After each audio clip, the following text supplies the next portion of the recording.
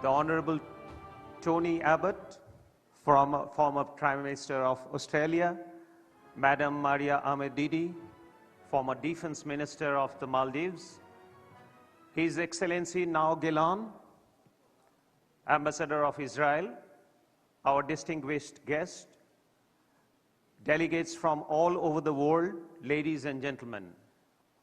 It's my pleasure and honor to welcome you all to the News 9 Global Summit, which is the day 2 of TV9 What India Thinks Today. It's only the second edition of our flagship annual summit, but I'm delighted to tell you that it is far bigger in its scope and more novel in its architecture and formats.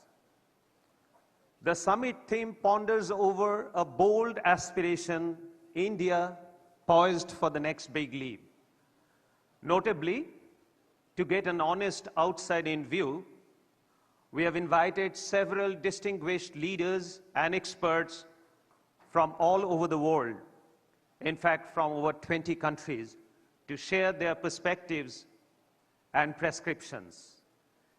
TV9 Network is grateful to them for investing their time and energy in this enterprise.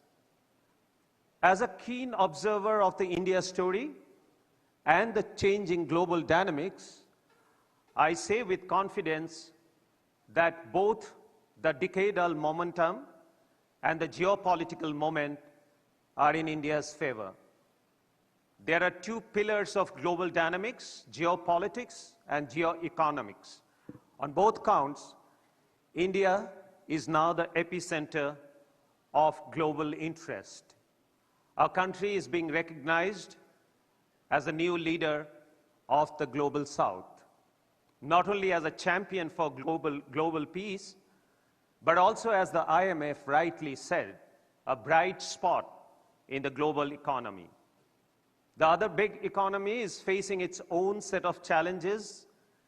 China's territorial ambitions are being seen as a threat to a rules-based world order, prompting democratic nations to shift away from it. For almost 3 decades, China grew exponentially, courtesy-free Western markets, even while keeping its own economy largely closed. Contrary to that, while India marches towards being the 3rd largest economy, we believe that to prosper, we need to take others along. Hence, India's focus on one family, one earth, one future is the template the world needs. However, we understand that India's next big leap will not be without challenges. We still have major conflicts going on in Europe and West Asia that could flare up into global crisis at any time. At the same time, the process of deglobalization is going on. More and more countries want to be self-reliant in critical areas.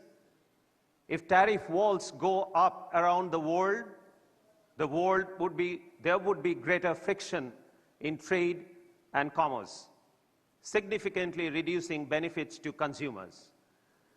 The uncertainties in supply chains will also have a severe impact on inflation and could push millions into poverty. There are many issues India and the rest of the world have to deal with. As the day unfolds, you will get to hear some of the biggest and most important stakeholders and experts from India and abroad. Global CEOs, Indian cabinet ministers discuss a wide variety of key issues. And of course, we will get to hear the overarching vision for a new India, the dream of a Viksit Bharat from the architect of the plan himself, the Honorable Prime Minister Shri Narendra Modi ji, later this evening. I have no doubt we will get several excellent insights, solutions, and actionable ideas from these conversations. Therefore, I invite you to make the most of the sessions and the networking opportunity. With that, Let me hand you back to the MCs. Thank you very much and welcome.